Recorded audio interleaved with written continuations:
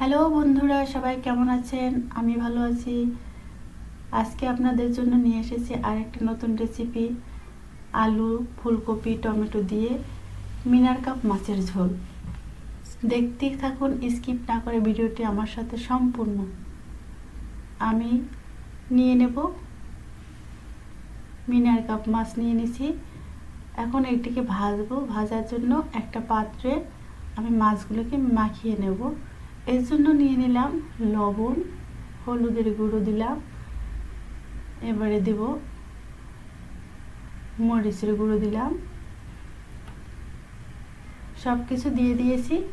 এরপর দেব একটু সরিষার তেল মাছটিকে মাখার জন্য। আমি মশলাটাকে মাখিয়ে নিচ্ছি।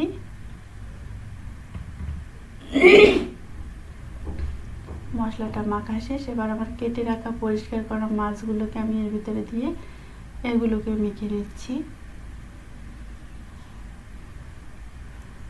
মাছটা মাখানো শেষ আমার। এবার এগুলোকে আমি একটু ভেজে নেব। এর জন্য নিলাম একটা পাত্রে তেল গরম দিলাম। এবার আমি মাছগুলোকে ভেজে নেব। বন্ধুরা দেখুন কত সহজে আমি রান্নাগুলো করি। ভিডিওগুলো অনেক কষ্ট করে করি। আপনারা পাশে থাকবেন, স্কিপ না করে ভিডিওগুলো দেখবেন। আমি অল্প অল্প করে মাছগুলোকে ভেজে নিচ্ছি।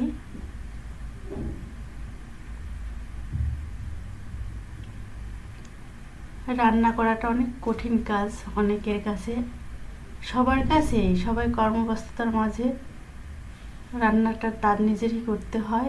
এর জন্য সবাই শর্টকাট রান্নাগুলো পছন্দ করে। আমিও শর্টকাটভাবেই রান্নাগুলোকে দেখাচ্ছি। মাছগুলোকে ভেজে নেব এরকম করে। আমি সবসময় শর্টকাট রান্না খুঁজি, কারণ আমি ব্যস্ত করে রান্না করি, শর্টকাটভাবেই সব কিছু রান্না করি। মাছের পেটিগুলোকে আলাদা করে ভেজে নিচ্ছি। ওদের সাথে ভাজলে বড় মাছের সাথে ভেঙে যেত। আর মাছের পেটি তো বাচ্চাদের জন্য খুবই ভালো। বাচ্চারা এটা খেতে পছন্দ করেন, কারণ কাটা কম থাকে। এর কারণে আমি সমস্ত মাছগুলোকে ভেজে নিয়েছি। ওই তেলের ভিতরেই দেখুন আমি ফোড়নটা পুড়িয়ে নিলাম। এবারে এর ভিতরে দিয়ে দিলাম দারচিনি। আমি কেটে রাখা আলুগুলোকে দিয়ে দিলাম। এরপরে পরে দিচ্ছি লবণ, হলুদের গুঁড়ো, এগুলোকে মিশিয়ে নেব। আর এখানে ব্যবহার করব কাঁচা লঙ্কা। এগুলো আমি মিশিয়ে নিচ্ছি। পেঁয়াজ, রসুন, তেল কম এগুলো দিয়ে দেখেন ছাড়াই রান্না হচ্ছে। এরপরে দিয়ে দিলাম কেটে রাখা ফুলকপিগুলো। এগুলোকে আমি কষিয়ে নিচ্ছি।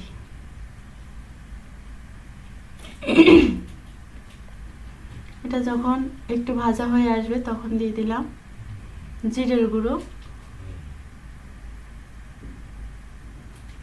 এবার এটাকে মিশিয়ে নিয়ে দিয়ে দিলাম লবণ। লবণ দেব পরিমাণ মতো, স্বাদ মতো। এরপর এটাকে মিশিয়ে নিচ্ছি। এখন দিয়ে দেবো আমি গরম করা জল। আগে থেকে গরম করে রেখেছিলাম, সেই জলটাকে ঢেলে দিচ্ছি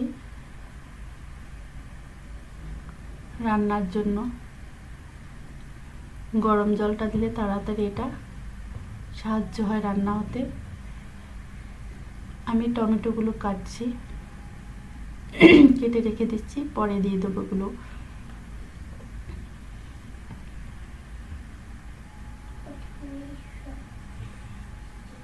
বন্ধুরা আমার ভিডিও যদি ভালো লেগে থাকে অবশ্যই কমেন্ট করে জানাবেন কেমন হয়েছে রান্নাটা।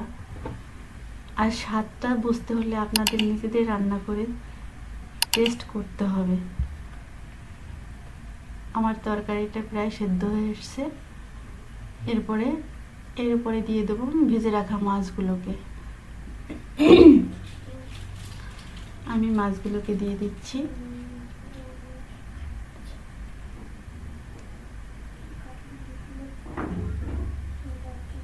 তার পাশ থেকে সাজিয়ে আমি টমেটোগুলোকে দেব। টমেটোগুলো কেটেছি, দেখুন বিচিগুলো আমার বের হয়নি। এভাবেই টমেটোগুলো কাটতে হবে যাতে এর ভিতরে সব বের না হয়ে যায়, তা সুন্দর সিদ্ধ হয়ে আসবে। আর আমি আস্তে ভেঙে ভেঙে নিজেই খাবো, তরকারির সাথে অনেক টেস্ট লাগবে। বন্ধুরা, আমার চ্যানেলটিকে সাবস্ক্রাইব করে অলে দিয়ে রাখবেন যাতে সর্বপ্রথম এরকম শর্টকাট ভিডিও আপনার কাছে পৌঁছে যায়। আর এরকম শর্টকাট মজার মজার ভিডিও পেতে আমার সাথে থাকুন, সব ভিডিও দেখবেন স্কিপ না করে। নিয়ে আসছি পরবর্তী ভিডিও। আপনাদের সাপোর্ট পেলে সবাই ভালো থাকবেন, সুস্থ থাকবেন। ধন্যবাদ।